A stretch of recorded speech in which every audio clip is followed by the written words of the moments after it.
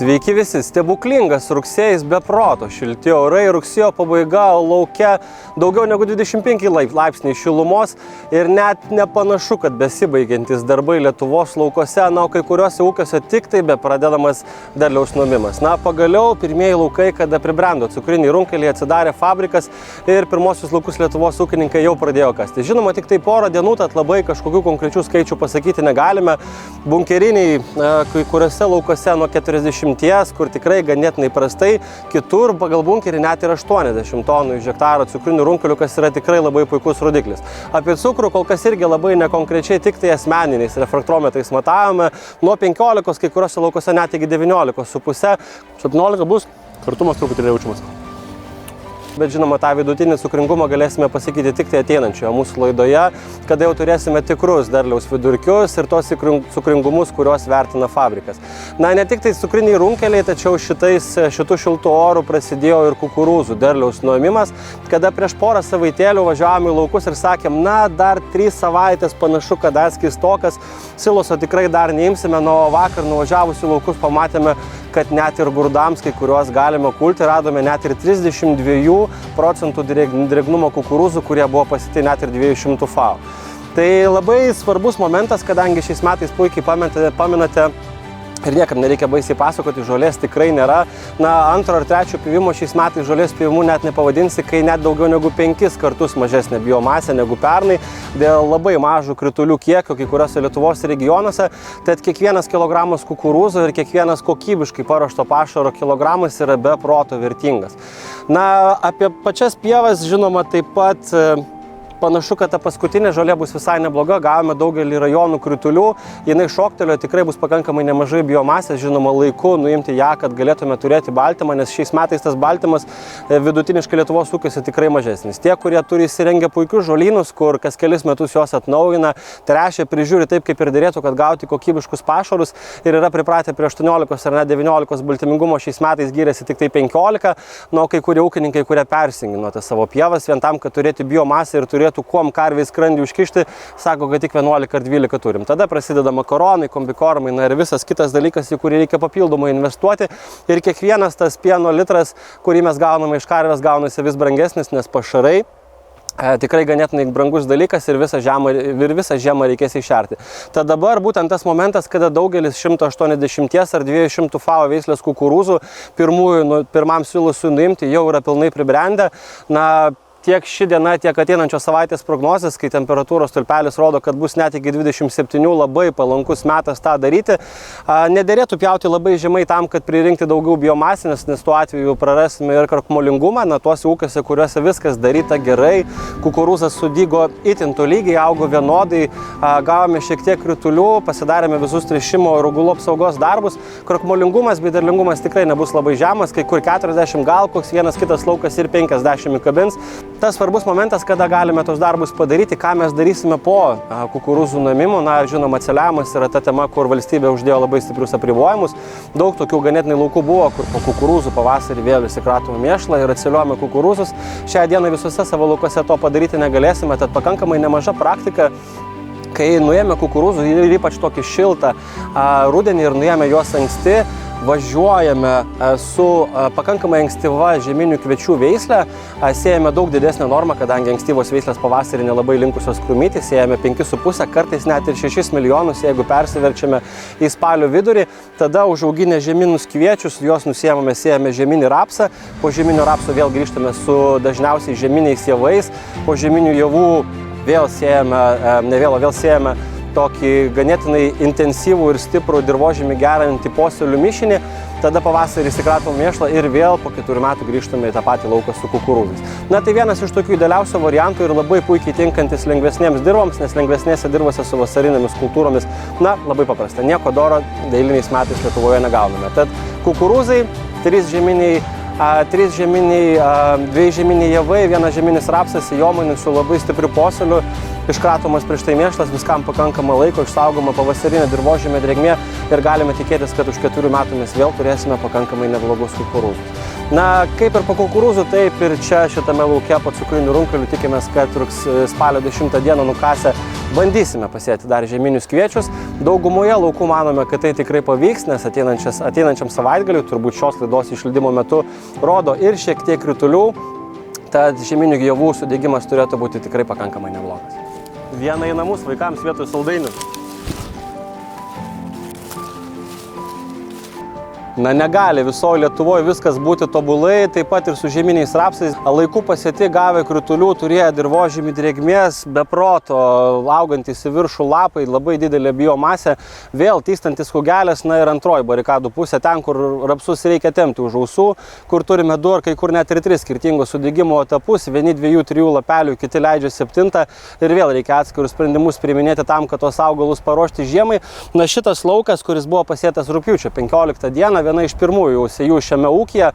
Augimo reguliavimas padarytas rugsėjo 3, kai žieminiai rapsai turėjo 3 ir leido 4 tikrą lapelį, važiuota su pakankamai nemaža metkonazolo norma, žinoma, su kitais mitybiniais komponentais tam, kad skatinti jo šakojimąsi, tačiau tos aukštos temperatūros, tos šiltos naktis, kada naktim 15-17 laipsnių šilumos, dienom 20 ir į viršų, saulėtos dienos, nelabai didelis kritulių kiekis, na tik tai per rugsėjį keli milimetrai iškritę, tačiau dirvožemį esanti drėgmė, striptilinė sėja, kada rapsų šaknis smeigia labai stipriai gilyn ir jau dabar, na, pasižiūrėsime, turbūt daugiau negu 50 cm ilgio yra.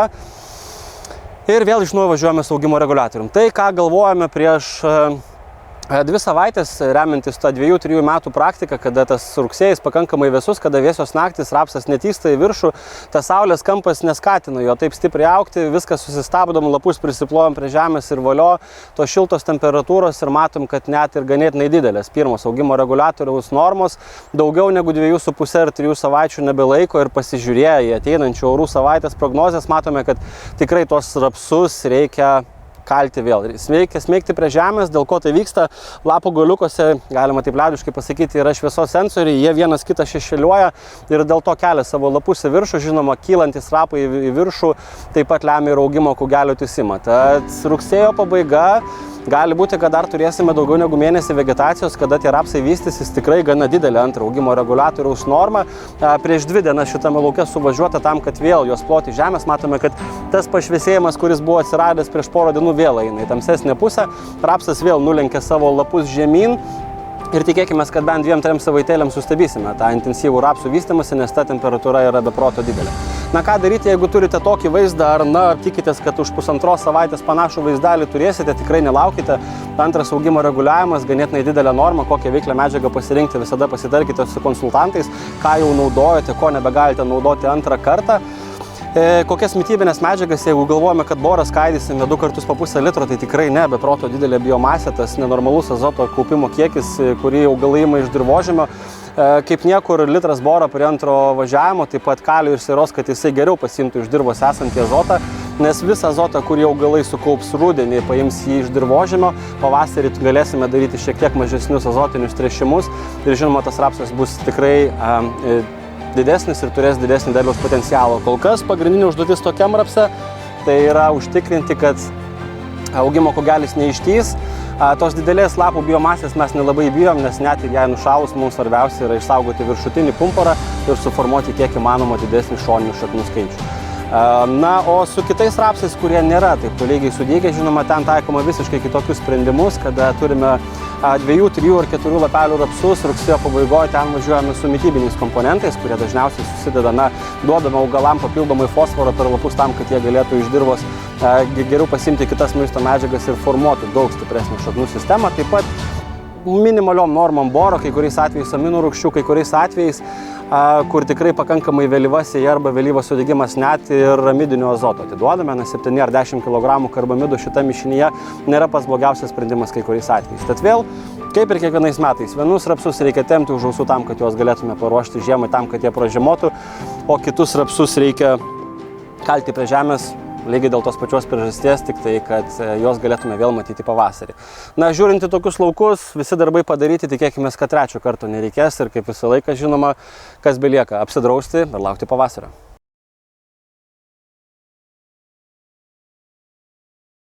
Beveik visus žieminių kviečių technologinius procesus aptarėme dviejose praėjusiuose savo laidose, tačiau vienas kitas darbelis dar liko. Na, kai kam liko dar pakankamai nemažai tų kviečių ir pasėti ten, kur ateis posėliai. Kaip ir sakėme, tikėtina, kad ten dirvožemio drėgmė bus iščiulpta ir sėsime į paraką, bus pakankamai sunkus žemės dirbimas tose laukose, kur dirvožemio struktūra yra sunkesnė. Na, žinoma, po cukrinių runkelių, kai kur po kukurūzų, bet čia rugsėjo pabaigos spalio mėnesio reikalai. Dabar ankstyvoji kviečių sėja, kai kviečiai turi tobulai sudygusius kviečius, kada ūkininkas paklausė to patarimo ir iš karto paskui skutiką važiavo sėjimoji, turime beveik 100% pasėlio sudygimą, na ir pakankamai gerą tą pamatą kitų metų derliui. Dabar, žinoma, daugiausiai dėmesio tai yra herbicidams, apie kuriuos visi puikiai šnekame, diskutavome, ir tos porą veiklių medžiagų, na, pačios populiariausios, ne, kaip ir prosulfokarbas, diflufenikanas, flufonicetas, kai mes šnekam apie dirvinio pobūdžio veiklias medžiagas ir jas norime naudoti kviečiam bedykstant arba iki 2 ar 3 lapelio. Šiuo momentu Lietuvos laukose sausa, tikėkime, kad savaitgalį palis ir galėsime daug kur tos darbus pasidaryti, tačiau kitas scenarijus, jeigu tų kritulių mes tiek daug negausime, na, ne vieną kartą teko matyti, kada kartu sėdami žieminius kviečius, na, išsaugodama drėgmę rapsus iš gilesnių dirvožemių sluoksnių, taip pat sudauginama ir diflufenikanas, jeigu žieminis rapsas turi 3 ar 4 tikruosius lapelius, ne visada su juo susitvarko. Jeigu sausesnis ruduo, dirvinis herbicidas ne visada padaro tą darbo dalį, kad išrinktų rapsus, o kaip ir šis laukas neišimtis, matote ten, kur buvo kombaino vėžės, to žieminių rapsų pabirų yra ganėtinai daug. Tai vienas iš paprasčiausių sprendimų, važiuojant ant sudygusių kviečių, tuo pačiu momentu, kai yra sudygę ir ganėtinai daug žieminio rapso pabirų, prisidėti paprasčiausią argoną, kuris turi 2 sulfurono veiklias medžiagas, kuris 100% išvalys sudygusius rapsus. Na ir žinoma, diflufenikanas laikys vėliau bedykstančias piktžoles. Na, jeigu jūs žieminius kviečius pasėjote po pupų, tai diflufenikano veikli medžiaga pupų iš žieminių kviečių laukų tikrai neišima, jas šiek tiek pastresuoja. Na, būna tie pageltimai pupų lapuose, tačiau jos labai puikiai auga prie tokių temperatūrų, jeigu dar užmes šiek tiek drėgmės, ta pupa tikrai visą rudeninį vegetacijos sezoną vegetuos. Tad fluorosulamas, fragmas, saracenas, saracen delta, tai būtent ta veikli medžiaga ir tie herbicidai, kurie, kai kviečiai yra 4 lapelių ir vėliau labai puikiai išima tas pupų pabiras iš kviečių. Ar kada tą dėrėtų daryti, viena kita pupa laukose, kada nėra stelbimo, tikrai neverta, ta pupa pakankamai dar gerą darbą padarys, pakaupdama azotą tokį šiltą rudenį. Jeigu jau matosi stelbimai laukose, matote, kad tų pupų yra pridygusių daug, tikrai dėrėtų su fluorosulamo veiklia medžiaga prasivažiuoti ir pupų pabiras įsimti. Dar vienas ganėtinai svarbus momentas. Tai yra žieminių kviečių mityba, kai tikrai ne visi Lietuvos ūkininkai, na, galbūt net ir didesnė dalis apie tai net nešneka iš rudens. Tai yra būtent tas momentas, kai mes turime 3-4 lapelius ar krūmymosi stadiją, kada dar galime atiduoti tam tikras mikroelementinės trąšas, kada vario padavimas yra efektyvus tik tai tada, kai turime pirmosius vegetacijos tarpsnius, kada cinkas yra labai svarbus būsimos varpo segmentų formavimuisi ir tam, kad turėtume stiprią šaknų sistemą. Taip pat kai kuriuose laukose, kur nedavėm pakankamai trąšų, tas fosforo pardavimas per lapus, na, mes jau 3 metai, kai ūkininkam visada rekomenduojame labai stipriai pasirinkti, kokią mikroelementų formą naudojate, nes toli gražu ne visi jie yra derinami su herbicidiniais purškimais. Jau 3 metus ūkininkam rekomenduojame naudoti glicinato formas, kai būtent metalas, ar mikroelementas yra sujungiamas su glicinu, kas yra pati mažiausia amino rūgštis, jisai yra 10 kartų mažesnis molekulės negu standartinio. Detachilato labai greitai prasiskverbia pro augalą ir net ir prie žemų temperatūrų yra išnešiojamas po visas augalo dalis. Be abejo, puikiai maišosi su dauguma herbicidų, kurios naudojame rudeninės vegetacijos metu. Tai pakankamai didelis veiklios medžiagos kiekis, mažos normos, tikrai žema hektarinė kaina. Jeigu žinote, kad jūsų laukose pastebimas vario deficitas, jeigu matote, kad cinko jūsų dirvožemiuose tikrai nėra per daug, tai yra būtent tas momentas, kada 3-4 lapeliai galite susitvarkyti su prašokusiamis arba pabėgusiamis rapsų bei pupų pabiromis, bei susitvarkyti su mikroelementiniais deficitais. Na, dar vienas momentas, labai trumpas. Kaip ir nelabai šnekėjome apie tai, tai yra miežių žemūgė, kurią platina amarai. Na, šiltas ruduo, kol kas amarų kviečių laukose nepastebėjome, tačiau jeigu pamatysime, kad šių kenkėjų Lietuvos laukose yra, kartu su šiuo mitybiniu bei herbicidiniu purškimu taip pat naudosime ir kontaktinį piretroidą. Tad kaip ir visą laiką, tų darbų toks vaizdas, kad mes juos darome, einame į priekį, tačiau jie niekada nesibaigia. Na, kaip pasiklosi, taip ir išmiegosi, kol kas gamta duoda mums juos pasidaryti laiku, tvarkingai. Tad taip ir darykite visus darbus, kuriuos galime susitvarkyti iš rudens, kad pavasarį turėtume daug laisvesnių rankų ir galėtume efektyviai išnaudoti pirmosius startinius azoto tręšimus. Rekomenduojame pasidaryti greitai, tad kaip ir visą laiką gero jums oro ir iki susitikimų jūsų laukose.